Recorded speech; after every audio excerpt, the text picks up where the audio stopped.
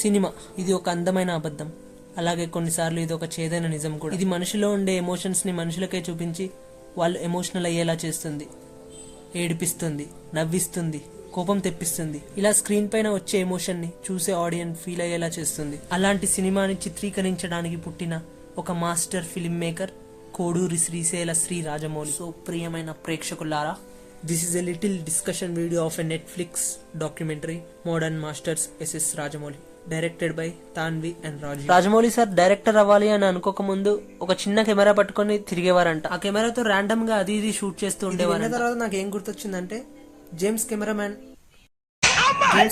గారు ఒక ఇంటర్వ్యూలో చెప్తారు, just pick up a camera, shoot something, now you are a director. So దీన్ని బట్టి ఎస్ఎస్ఆర్ ఆయన ఫిల్మ్ మేకర్ అవ్వాలి అని అనుకోకముందు ఆయన ఒక ఫిల్మ్ మేకర్ అనమాట.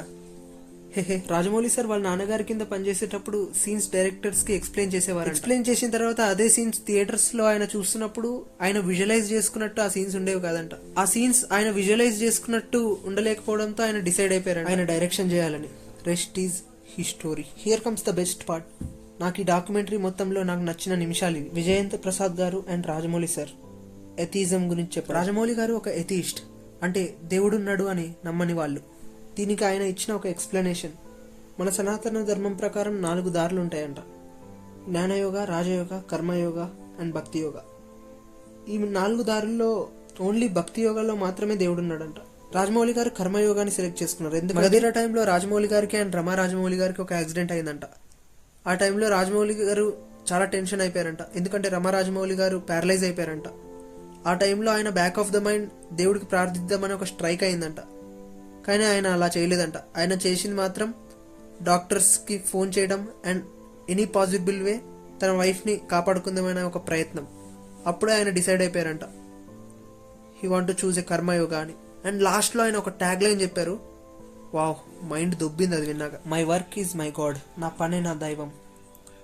వాహ్, బహుశా గాడ్ కి డెఫినేషన్ ఇదేమో. నాకు ఇప్పటికీ బాగా గుర్తు, Magadheera is the first movie I watched in theatre. అప్పుడు నేను 6 years బచ్చాగాన్ని. ఆ మూవీ అయిపోయినాక కూడా దాని సీడీ కొనుక్కొని ఇంట్లో DVD ప్లేయర్ లో రిపీటెడ్లీ వేసిన ఆ మూవీని. అండ్ ఒకసారి గబ్బర్ సింగ్ మూవీకి వెళ్దామని ఎందుకంటే ప్రేమంట మూవీ అక్కడ ఈగా పోస్టర్ కనపడింది. ఆ పోస్టర్ కనపడగానే చూస్తూ అలా ఉండిపోయా. ఎవడు అడిగాడ్రా? ఒక్కసారి టైం మిషన్ లాంటిది ఏదైనా మిషన్ దొరికిందంటే తర్వాత రాజమౌళి కేమ్ విత్ బాహుబలి. తెలిసిందే what Baahubali the tsunami did to the Indian cinema. Rajamouli garu ఈ డాక్యుమెంటరీలో ఒక మాట చెప్పారు, విజయేంద్ర ప్రసాద్ గారు ఆయనకు సీన్ ఎక్స్ప్లెయిన్ చేసినప్పుడు ఏదైనా సీన్ నచ్చకపోతే వెంటనే నో చెప్పేస్తారంట. ఆ సీన్ విజయేంద్ర ప్రసాద్ గారికి ఎంత నచ్చినా, ఎంత గొడవ పడినా సరే ఆయన నో చెప్పేస్తారంట, సొంత ఫాదర్కి. రాజమౌళి గారు తన స్టోరీని ఎఫెక్ట్ చేసే ఏ థింగ్ నైనా దూరం పెట్టాలని చూస్తారు. అండ్ ఐ ఫీల్ ఇది ఒక గొప్ప ఫిల్మ్ మేకర్ కొండే గుడ్ క్వాలిటీ. ఇది హోల్ డాక్యుమెంటరీలోనే ఫన్నీయెస్ట్ పార్ట్. లిటరల్లీ లోపల నవ్వుకున్నా నేను. ఈమెను గుర్తుపట్టారా? ఈమె పేరు అనుపమ చోప్రా.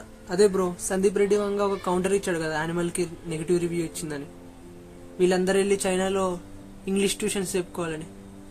ఎందుకంటే ప్రతిసారి వీళ్ళు రివ్యూ ఇచ్చేటప్పుడు కొత్త ఇంగ్లీష్ వర్డ్స్ యూజ్ చేస్తారు కానీ they don't know Jack shit about film. ఇప్పుడు ఇదంతా ఎందుకు చెప్తున్నాం అనుకోవచ్చు, ఉంది కనెక్షన్ ఉంది, అక్కడికే వస్తున్నాం.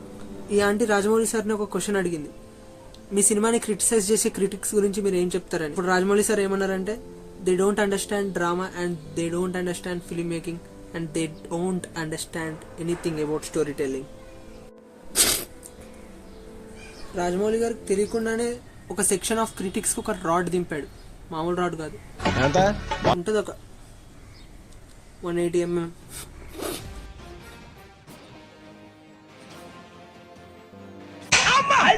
Okay, back to the Rajamouli sir. ఇంకా ఏం చెప్పాలి ఆయన గురించి. ఈ documentary duration 1 hour 14 minutes 3 seconds ఉండేది. నిజానికి అది కూడా సరిపోదు ఆయన లెగసీ గురించి చెప్పడానికి. He's a man of perfection. అతను అనుకున్న దానికోసం ఒక సీన్ ని కొన్ని వేల సార్లు తీయాల్సి వచ్చిన ఆయన వెనకాడ్డు.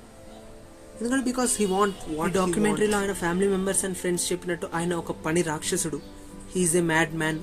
Only mad men can make a magnificent film. World లో టాప్ 2 హైయెస్ట్ గ్రాసింగ్ ఫిల్మ్స్ యొక్క director James Cameron and Joe Russell. వీళ్ళిద్దరు రాజమౌళి గారి గురించి చెప్పేటప్పుడు లిటరల్లీ గూస్ బంప్స్ కాదు, గూస్ బంప్స్ అమ్మ మొగుడు నా నరాల్లో పాకేశాడు నిజంగా. Finally his vision, his direction, his hard work and his simplicity has proven him as a genius of Indian cinema.